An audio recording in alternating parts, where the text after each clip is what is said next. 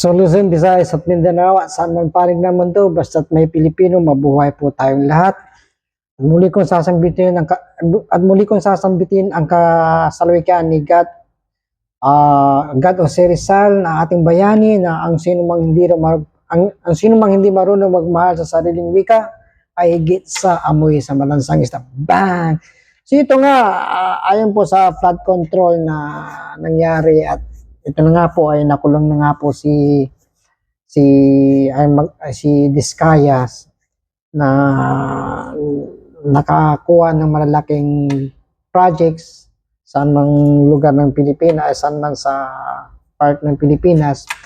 So may mga pahayag at mensahe o di kaya sa loob ng Senado na si Discaya po na patungkol po sa lakaran at paano makakuha ng mga project na mayroon naman talaga na malalaki o mayroon naman talagang pinagdadaanan niya at alam po natin na bago po sila makakubra o makakuha ng mga project ni Discaya ay mayroon pa talagang mga politiko o mga bigateng malataas sa gobyerno na dadaanan pa nila bago nila makakuha ng malaking kontrata o malaking project dyan sa DPWH. So pakinggan po natin ang kanyang pahayag sa kasagsagan ng Senado dyan sa hearing sa Senado, sa loob ng Senado. So pakinggan po natin. Tema mismo ang nagtutulak sa amin na sumunod kung hindi kami papayag, wala kaming makukuhang proyekto. Pero sa likod niya, Nabitin.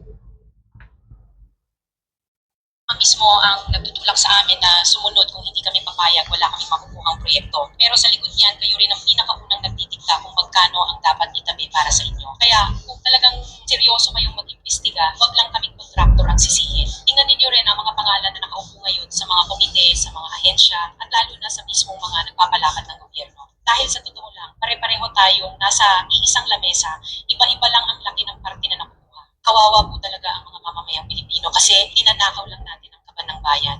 Pera ng taong bayan, pero tayo ang nakikinabang. Hindi ba tayo nahiya? Ang mga mahihirap mas lalong naghihirap. Kaya tama na ang pangmurakot natin.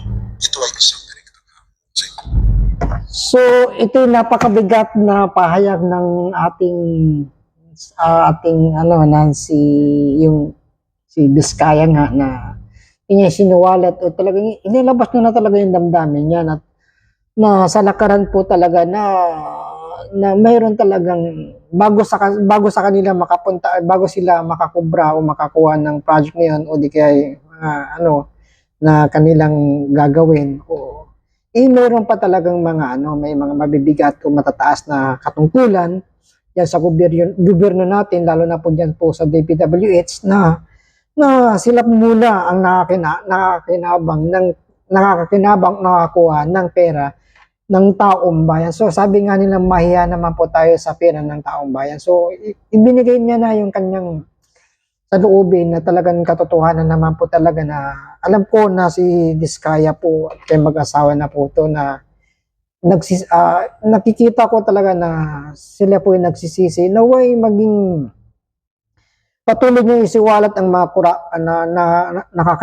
nakinabang dyan po sa malalaking project ng DPWH na Ghost Project at hindi nakinabangan ng taong bayan. So ito po isa na po na isang pinaka the best na nagawa ni Discaya na isiniwalat niya kung sino-sino ang mga mabibigat o mataas na nakakuha ng malalaking pera dyan po sa DPWH na hindi po nagamit ng taong sambayan ng Pilipino. So, God bless you po, Madam Discaya sa kayong mag-asawa na ito po talaga isang napakaganda na pong testimonya na inyo pong pinayag po dyan sa Senado. So, nawa ang mga senador o mga opisyal mabigat dyan mga opisyal na nanunungkulan sa ating bansang Pilipinas puso na lang po kayo. Mayroon pang pag-asa makapagbago ng buhay at magiging maayos ang buhay. Napakaganda pong mabuhay na wala pong nilalamangan, lalo na po kung ito'y papakinabangan ng taong o papakinabangan ng sambayan ng Pilipino, lalo-lalo na po kayo pong mga may hirap na buhay po. Mahirap na wala nang ibang inaasahan kundi ang gobyerno. Proyekto nito ay pakinabangan ng taong sambayan ng Pilipino. So, ito po si Marawit Vlog na muli nagsasabi sa inyo sa samang panig ng mundo, basta't may Pilipino, mabuhay po tayong lahat. So, God bless Philippines, mabuhay ang bagong Pilipinas.